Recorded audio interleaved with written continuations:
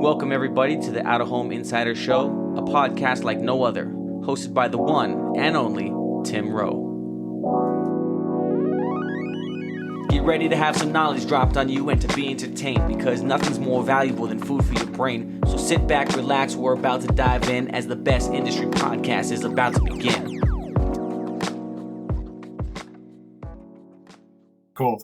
So, Bob, Brian, it's exciting to be able to get together again so quickly after advertising week. We were together just a few days ago on a panel called It's Just TV.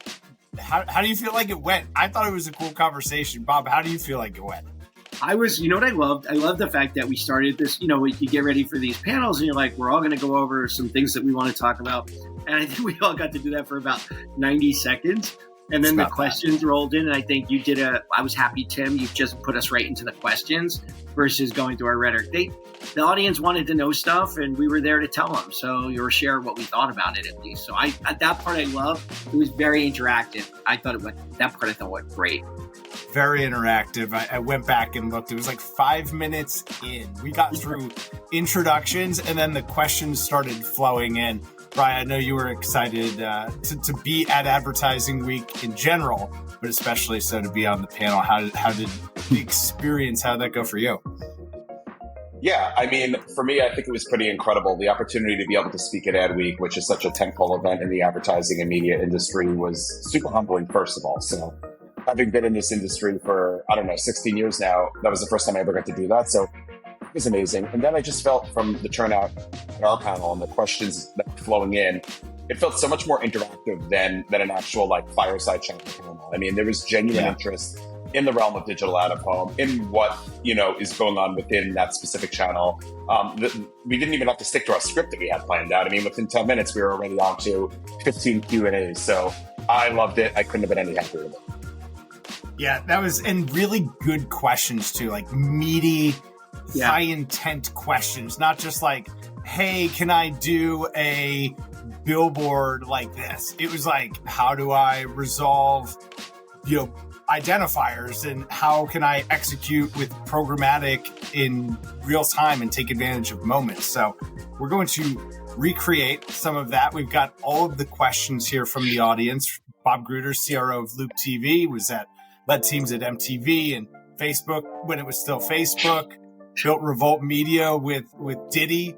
Brian Rappaport, of course, Quan Media Group, working with Mischief at No Fixed Address, VaynerMedia, Skims, Olipop, Prize Picks, lots of great brands. So we're going to have a conversation that is entitled It's Just TV, but I think you're going to find it's really a break from the norm and a pleasant interruption to the status quo. So, Bob, we started the session off with a question about context, and specifically we called out how the audience was there in person. Some folks were at home listening. Obviously, now this is being consumed by a global podcast audience. How does context shape the way we consume content? Well, I think we've gone, and I'll even change my answer up a little bit from what we talked about. I think what's interesting is, if you remember, we used to be told what we could watch, right? What we could consume as media. Go back to TV Guide, the Sunday, or the newspapers that told us what was on, magazines that were available maybe in our local area, billboards that were limited in scope but around us. So we were told, here's what's available. The difference in context is we now know what to seek out. We know to find what we love, we find our passions, and we find that ability to consume media in ways that's convenient for us. If you ever told me 30 years ago that I'd be able to watch TV on my phone, or I would be, I'd be at a college and I'd be able to watch a football game, or I'd be doing these things, I would have just told you, probably not. It just seems very different. And what I'm happy about, I've always been kind of like a tech nerd. I think what tech did for media is one of the greatest, scariest things in the world. It's super powerful. It just created a more ubiquitous nature for all of us to kind of consume what we want and where we want. For me, context really, really matters in the sense of you need to have the right thing at the right time to appeal to the right person. And so it really does matter if, for our business, we talked about this on the stage, if I'm buying pet food and I walk into Petco, I probably want to see something that's a little bit relevant. So maybe it's pets doing things, right? Like really cool, funny little videos. Who doesn't like to watch a puppy, right? We all went to the DPAA event, right? What did Barry do? Barry had puppies out there for us to back to back puppies. Yeah. So I think that context actually matters. It draws you in. It makes a moment of, hey, this is for me, or this appeals to me, so I love this. So I think context allows us to, as a publisher or a media owner, to earn attention as opposed to just expect it. And so we always talk about earned attention in other forms of media, not so much in the world of out of home, digital out of home, streaming out of home, whatever we call it these days. But I think that allows us to earn the attention because it's relevant. And relevancy will always be, for me, one of the linchpins of media success. Beautifully said. Beautiful open. Brian, how are you seeing brands apply the use of context to the overall media strategy?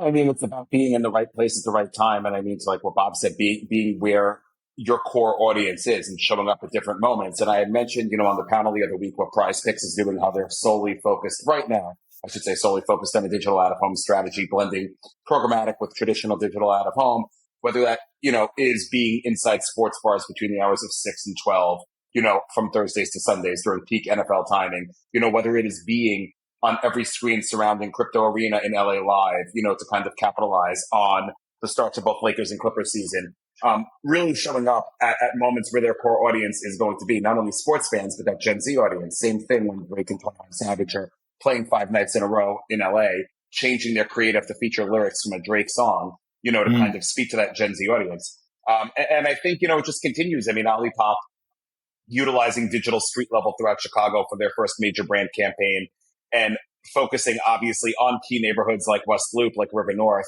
where there's going to be a heavy flow of traffic, but consolidating, their presence outside of the major Whole Foods in River North, where obviously they are very heavily featured. So things as simple as retail presence, things as simple as like being contextually relevant with your placements for a given brand. I think it's important. And I think brands that obviously hone in on doing, that the right way are the ones that ultimately see success. And we hear kind of the application of different types of content, even just within that one use case, Brian. Bob, this question for you: how, as a publisher, how do you think about acquiring and clearing not only the content being played on the screens, but then integrating the media from a brand into that content? Yeah, that was important for us at the beginning. When I first got to the company, we probably had about maybe 50 channels. And then we were building and building and building. And all of a sudden it felt like cable of long ago, where it's like 300 channels, right? We've got so many different things. But I think it was important to allow a lot of choice for a business, right? Streaming kind of hit us all as consumers, but never hit the business community, the retail community. So we gave them that choice. And I think we got smart pretty early on. Said, okay, let's rein this back in. So too much is not good. Too little is not good. We want to be like Goldilocks. We want to be just right. And so we've worked on that, listening back to the retailers of the content that they want. And then we have a really smart content team. I mean, these people came from Sirius, MTV, in the music industry specifically, in the streaming industry. And so we call it our studio. And we mean that very specifically because what we want to do, we want to find the best content. But again, I can't be, if you go back to that example of Quibi, who spent billions and billions of dollars on short form content. Sure. And it failed for probably a million reasons that none of us will ever know, and it probably doesn't matter. But the model of paying too much for content was their Achilles heel, right? You couldn't get over that because no matter what you did to monetize it, you were going to be losing money in perpetuity. What we think about is like what we call like a fairness act. What is good for the content producer, and then what's good for us? And then we have to get to an understanding of, we're going to curate this content either on our own or with you, because we want to make sure the content's about 3 minutes or less, because that's how people view streaming content from a fast platform in an out-of-home environment. So we want to make sure all that works. We have to have a very special relationship with the content provider. We have to have that relationship where we can be honest about what we need, that they can be nimble and flip it, and that we can have the ability to kind of customize on the fly for what we may need to do. And so I think that that's worked really well, just being open and transparent with the provider. And we've really kind of changed those relationships over time. And I think the relationships by change, I mean, they got better, they're stronger, they understand more about what does it take to thrive and really do well in an environment like retail. And so in doing that, it's allowed us even to go back into like our standard lineup and say, I think we could do better. I think we can even do this like in a different way. We always have to think about how the advertising is going to come in. We have to think about if we're signed with a major chain, how do they bring their content in, right? They don't just want us. So you put in a digital signage package, which has to be robust and nimble and really malleable. And so you do stuff like that. But for us, I promise you, like we're constantly listening and saying, okay, what else do we need to do? We're gonna make an announcement about our digital signage sometime in 2024 that I think is kind of revolutionary. Like it's going to be great for businesses. There's lots happening, but we're always in a state of change. Like we're always evolving this. We're always looking at what could be better. But we're a company, right? We're a public company. We think EBITDA at the same time. Right. How do we do it responsibly in a way that we can predictably and sustainably continue to scale this business? And that's exactly right. Brian, this question for you. Traditionally, out of home, we think of as really an ad first channel, but with video content, with programming, that conversation is changing. How are brands receiving that? Are they leaning into opportunities that are surrounded by the content, or is that still at the beginning stages? Yeah, I mean, I think that taking advantage of branded content is a key thing for brands now. I mean, it kind of elevates the out-of-home experience up a notch. You know, I look at gas station TV, which I think is a great format in the digital out-of-home space, where you have the ability to align with specific, content at the pump, like based on what type of audience, you want to reach. So whether you are, running kind of branded content with sports or pop culture or something along those lines, like you can do that. So you can truly go after the audience you're looking to go after. I mean, Outfront Media, who has a subway system in New York, or I should say the MTA, they have this feature on their digital live boards and subway platforms called So Yummy, where they feature, different recipes of different, dishes. And we work with Fresh Direct, and Fresh Direct, kind of took this up a notch, where we actually were putting recipes that you can kind of cook up via Fresh Direct ingredients on these screens in branded, tandem with the So Yummy series. And then there would be QR codes where you can go up, scan the QR code, and all of a sudden all of the ingredients for that meal were in your shopping cart. So,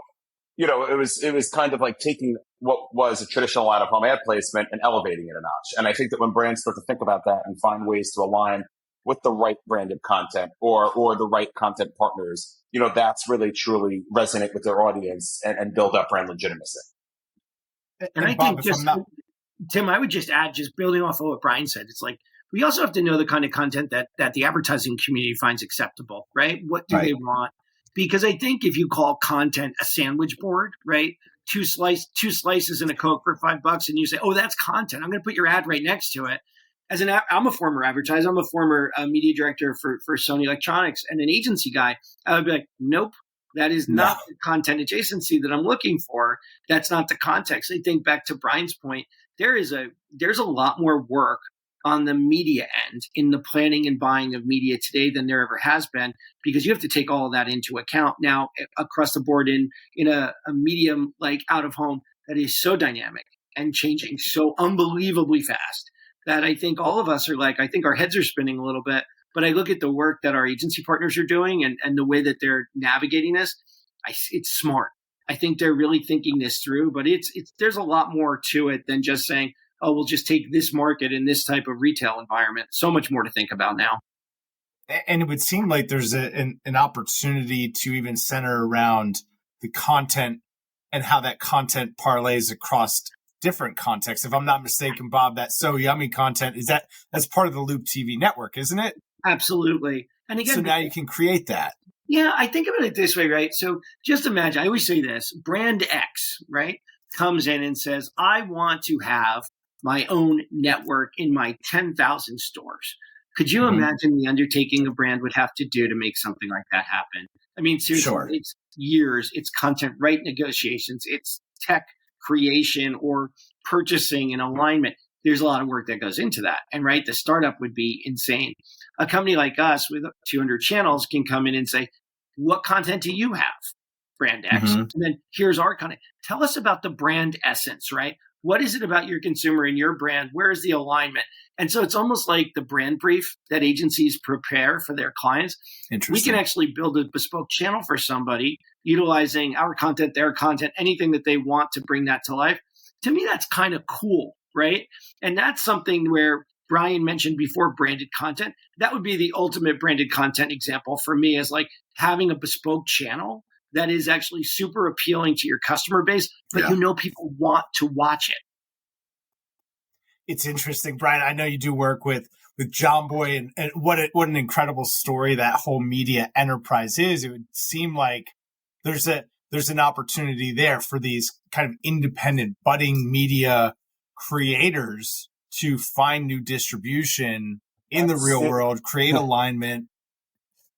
Yeah, it's kind of funny that you mentioned John Boy, because I had a conversation with them literally last week about finding the synergies between what they're doing and out of home. And what I mean by that is they're not just a Yankees podcast. Like, they have a ton of, incredible different sports content, sports podcasts, different shows. They've obviously brought in ex-athletes. Like, they are incredible, and they're a rocket ship. And, they have such a deep fan following, almost in the vein of like a Barstool Sports, but a little tamer, a little bit different. And they kind of like want to offer up brands an opportunity to align with what they are doing to reach their audience, but maybe add an out-of-home spin to it. Is there going to be some sort of fun, wiffle ball game taking place during all MLB All-Star Weekend in Texas this year that they're going to be doing, and they want sponsors involved, but maybe on top of, sponsoring the actual wiffle ball, game, there's the opportunity to brand a coach bus, to do aerial banners, to do so it's like, where can you kind of blend content, things that kind of are on the periphery of out of home with actual out of home? So I don't know. I mean, I'm always constantly trying to find ways to look at out of home outside the realm of the traditional bounds. And I think that was a question. I mean, that was a question that we were asked last week. And, it was kind of like budgets and out of home and working in holding companies and what should be considered digital, what should be considered video. And ultimately, I just think that like there's too much attention being placed on these different channel silos. And I think it's ridiculous. I think that's, ultimately you're just going to convolute things. I don't know. I don't want to stand on my soapbox here and talk about why I think it's a little insane, but you get what I'm going to. Well, let's just take the question. Here is the exact question from the audience. Give you an opportunity to answer it. Should brands be bucketing their out-of-home ad dollars differently? Out-of-home usually falls into the traditional ad bucket. Should we be looking at programmatic, digital out-of-home, place-based? Should we be looking at those spends differently? Yeah, I mean, I don't. I think out-of-home is out-of-home. It's what I've always believed in. And I think it really drives media partners insane, as well as other providers, programmatic partners insane, when you're working with a holding company. And if you are building a campaign for a client and you have a programmatic component to it, you have to bring in a whole other department that deals with programmatic. If all of a sudden you wanted to deal with like a sponsorship at a music festival that kind of skews the outside realm of like out of home, you have to go and like bring in a social team, print team, because there's like print components to it. So, and it ends up being a 4-month lead time. Then legal gets involved. It's crazy. It is insane. And I'm not saying that you need to skirt rules and like do things like half-assed, but all I know is that on the independent side, and I'm sure a lot of my other fellow like, friendly competitors would agree, like programmatic sponsorships, come to us. We'll make it happen. We look at everything like one lane, one way, and it makes clients' lives so much easier. But I mean, that therein lies the difference between, I guess, like holding companies and independent shops. Bob, what are your thoughts, having sat on both sides of this conversation, led teams? What do you think? So I think I'm going to tell you this because Brian, I'll jump off your soapbox and jump onto mine. And I'm so sorry. I am so freaking annoying at this point lately with this. I think we're robbing outcomes from clients by putting things into buckets. Because when I was a client side, my strat team would come in at my holdco and tell me, this is your media mix strategy. And we all believe in the media mix. Everything contributes. But what happens if they didn't write in out of home? But that was the perfect way to do something. And the technology allowed it like it does for digital out of home. Even at my side, you have no idea how much work that would have been to go ahead and say, no, I really want this. I really need to do it. Because now there's a creative fee, there is an out-of-home team fee. And all of a sudden, well, you're not contracted for that. You didn't contract for that in your master agreement. And again, I've been out of the client game for a long time, so I don't want to speak that that's still how things go. But I'm going to assume that as an industry, we freaking love buckets because we charge for buckets. What I would rather do, and I literally jump over to Brian's side. Brian is dealing with the outcome the client wants to achieve. And he's going to make that happen through his strategy, his planning, and then his execution. What I would love to see us all do is love to see us focus on client outcomes. And that's how we start to do things. So the budgets are a bit more fluid, and we think about what are the right touch points. When I started in the business, we always talked about touch points. Where is Tim Rowe right now? Where will he be later? And how do I engage him? Because I've identified him as a prospect. Now, if I have to follow a bucketing strategy, I'm probably going to miss you in 3 places because I just didn't think of that when I did the budget parameters. That's a miss, right? I say it this way. We're stealing from clients by not allowing them to be able to go ahead and forage the most strategic, in-your-face media effort that hits their goals, because we as an industry are so focused on making sure that the swim lanes are well-defined and that the measurement is well-defined. I believe in measurement. I believe in all of that. But I also know intuitively, we know how to get in front of people. We know how to engage customers, and we know how to drive outcomes. That's what we started to move away from. And I really do believe in a big way, it's because of the bucketing of budgets and fees. So that's my gigantic soapbox that I have never been. I love it. It's like a Costco-sized soapbox. I support Bob. I'll never forget. It took me my old agency. I had a sponsorship opportunity with a great music festival in New York for a client. And I think it was like a 3 or 4 month lead time to make something happen. It really was not the most it's a quarter of the year, a third of the year rather. And then literally, I don't know, fast forward 3 years later, I'm at Quan, and another client comes in, and we get a last minute opportunity to sponsor a major music festival in Atlanta that's about 4 weeks out. And within a week, we get everything locked and loaded and signed, and we're there developing and legal and everything, contracts reviewed. And it was just it's night and day. I was like, this is crazy, and that's just a microcosm. But again, I'm not. Holding companies are important. I understand the need for them. I have a lot of friends there. I love them. That's why I'm here today. But that's yeah, you get it. I had a great finance professor then, and he said to look at the incentive structure. If there's ever friction in the way that things are being done, take a look at the incentive structure. So true. Let me give you some stats here. 1 in 10 people are using a VPN to mask their location. 50% of the population are using some sort of ad blocker. The cost to create content is up 20 to 40%. All that to say effectiveness, advertising online down 30%. The cost to acquire a customer online up 50%. Yet 80% of retail is still done offline. We're going to give $395 billion with a B to Amazon, Google, and Meta this year. Mm-hmm. How is out of home? How is the real world enabling brands to better connect with Gen Z, who are really the leading driver behind this avoidance of ads online? How is out of home enabling brands to better connect with Gen Z? Brian.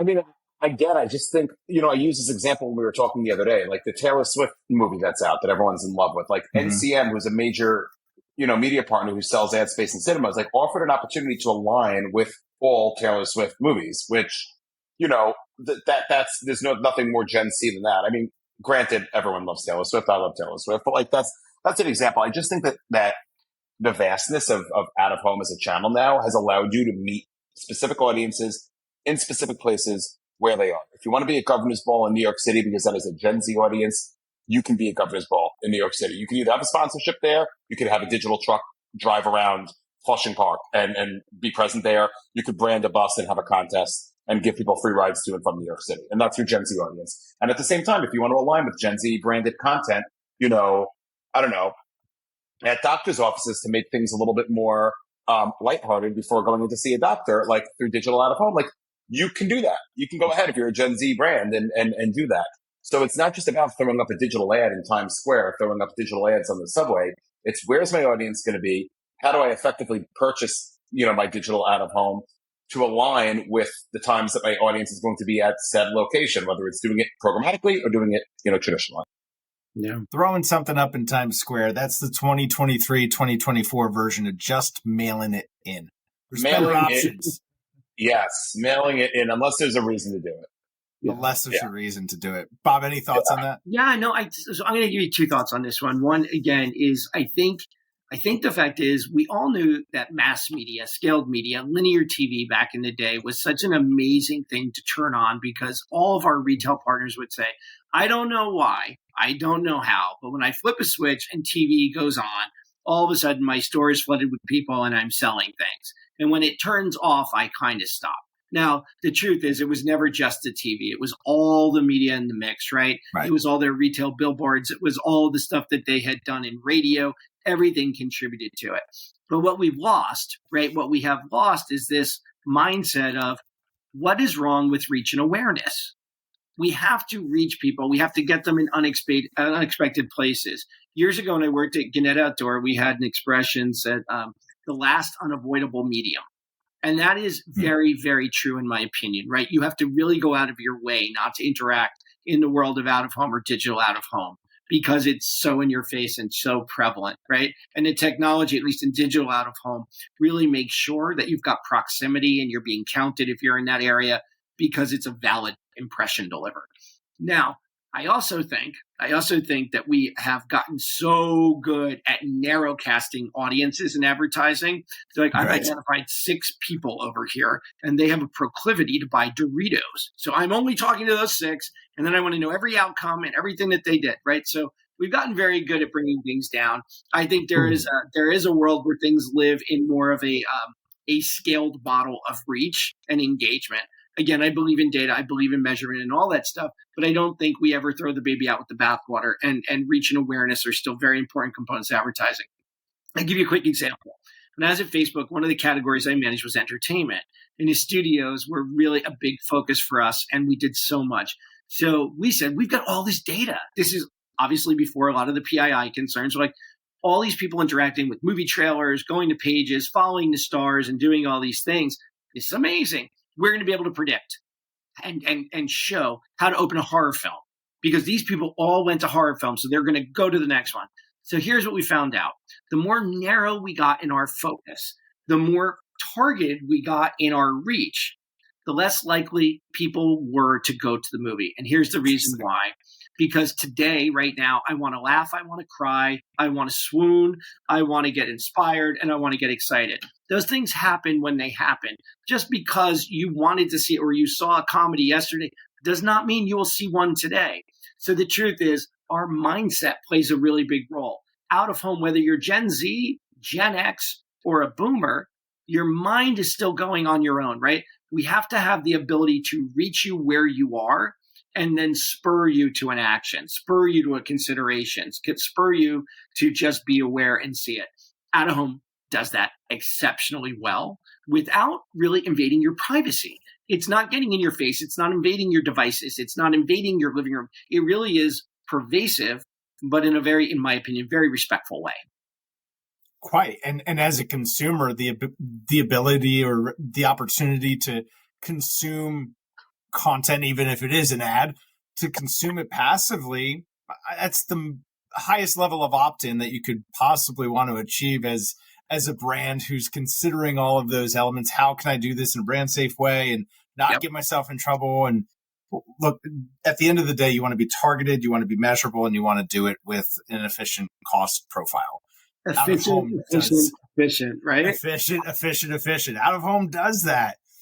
Bob, the one technical question, or the most technical question that we got on the stage last week, was one of the biggest challenges programmatically is passing the correct identifier so that buyers know what they're getting.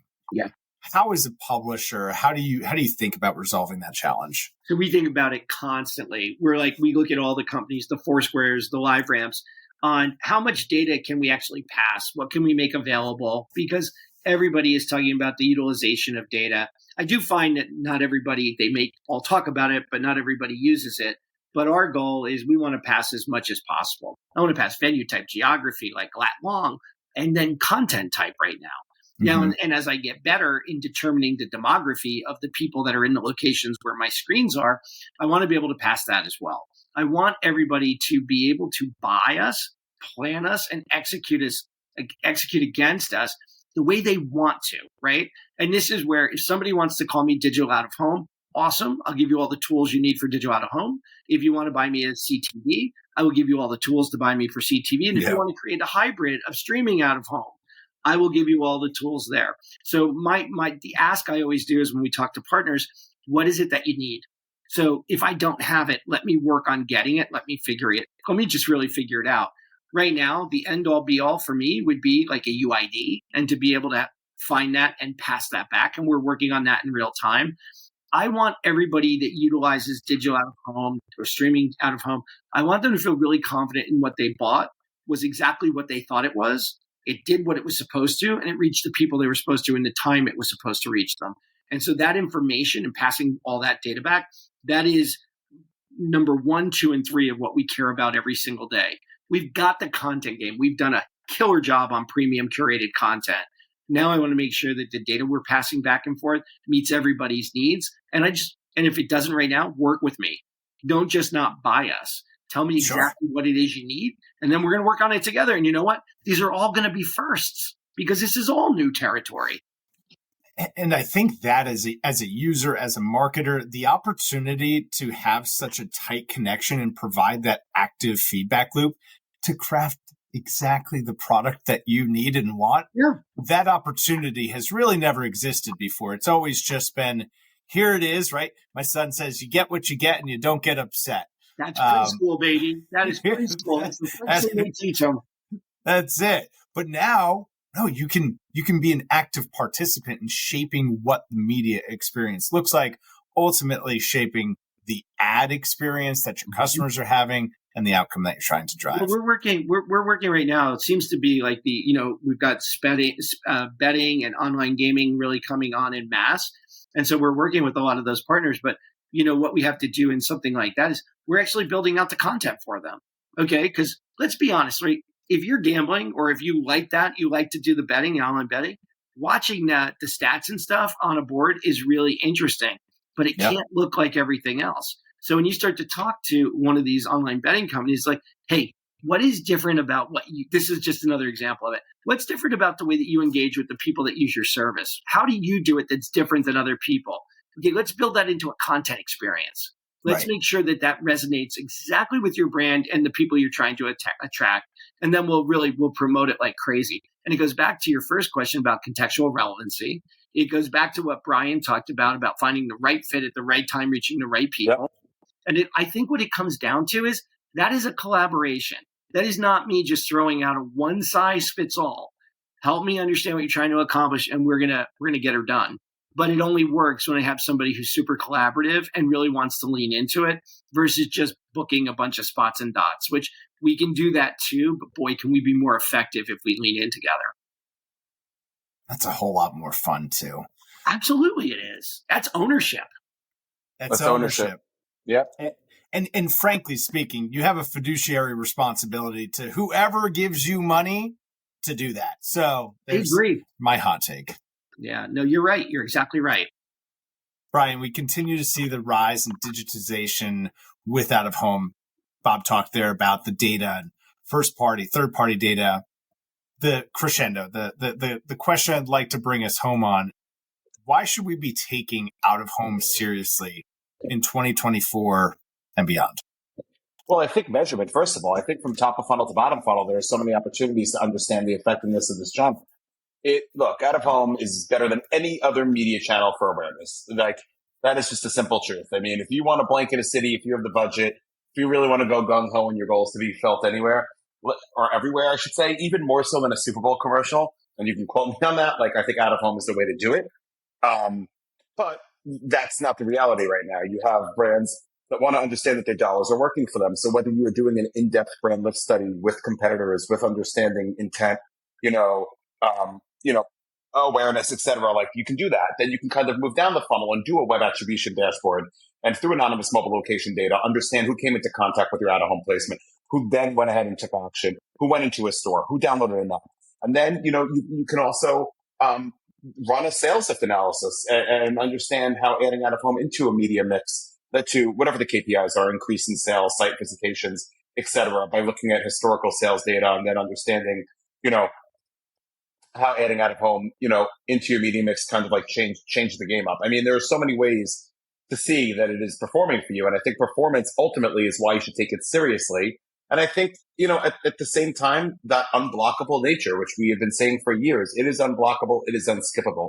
People aren't buying ad-free versions of their life. You can't walk around and not see, an out-of-home placement. So if you have the right creative and you do things the right way, you are going to be an Olipop who just dominated Chicago and has gotten nothing. And I'm not saying it because I worked in the campaign, but everything I've seen has been like amazing creative, amazing placements, contextuality. You're going to have that opportunity. It's not going to be, why is a brand all over the place and why is it like invading my life? And sometimes you get that, when you're served an ad on your phone after talking about a brand, you feel like you're being followed. It's a little creepy. And out of home just kind of is a little bit more natural and endemic. Bob, same question for you. Why should we take out of home seriously? I think Brian said it actually exceptionally well.